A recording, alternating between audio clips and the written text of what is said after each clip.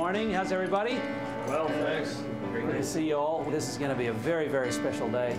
We're blessed to be here. So many amazing things have happened to bring us to this day that you almost have to pinch yourself and say, is this really happening? Some of you have heard the story that 27 years ago I had a dream to make Christian films. I thought, what a great way to get the gospel out, but through a film where people will go and sit in a dark room basically for 90 minutes with 100 strangers, and they come out changed. They get their heart touched. But a lot of you have not heard that I gave up on that dream, because 27 years ago nobody wanted to do a Christian film, and I literally said to God, I understand it's not going to happen. And I said, it was a crazy idea anyway. You can't get distribution for a faith-based film, so I'm going to stop doing it.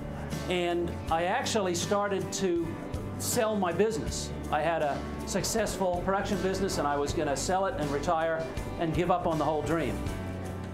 And do you know, within that very same month, I got a call from a little church in Albany, Georgia, who said, we're making movies and we need you to help us. Will you come to Albany and help us make a little movie called Facing the Giants? Just an amazing, amazing success. And then that went on to Fireproof. And that's the reason we're standing here today. But I look back now and I see that I had a dream, and I was pushing so hard that God didn't give me my dream until I got out of the way. I was trying to do it myself. But as soon as I stepped out of the way and said, I can't do this, God said, okay, let me show you what I can do. And God has done an amazing thing. God's going to use this to touch millions and millions of lives around the world. And that's really my heart for the whole project. Now, I can look back now in my life and see how all those twists and turns have brought me to this very place, because this is more than just a little movie. It's such a wonderful story. It wasn't the typical cancer story, but it had this element of the letters that took it beyond just the chemo and the horrible disease that the little boy was going through, and gave it an element of hope. And I know people are going to feel that in the theater when they watch this on the screen. Let me read you the verse that we're using for the movie. The movie's about letters to God, right? Well, here's a very interesting verse in 2 Corinthians that you'll see on the side of the mailbox that we shoot the scene that we're going to do this morning. It's a cool verse that says, you are a letter from Christ, written by us.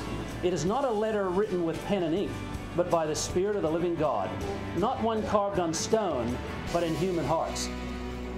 Do you see that we are all letters to God? We may be making a movie called Letters to God, but every one of you is a letter to God that He's written on your heart. That's why you're here today. Everybody in this room has a purpose, and God has a plan for your life. We really don't want to make just feel-good movies or even morally good movies. There's plenty of people making those.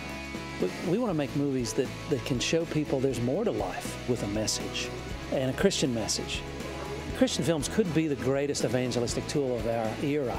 We want to use these movies to touch the hearts and minds of people that are maybe on the fence, who have thought about Christianity or thought about God and they're not quite sure, and maybe something they see in one of these movies will start up a conversation where they can talk about faith that's going to really change their heart, or maybe just change their perception a little bit into where they think, maybe I should think about that God thing a little bit more.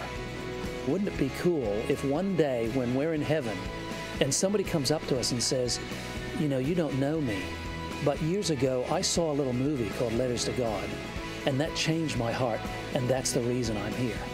Wouldn't that be the coolest reward you could ever have?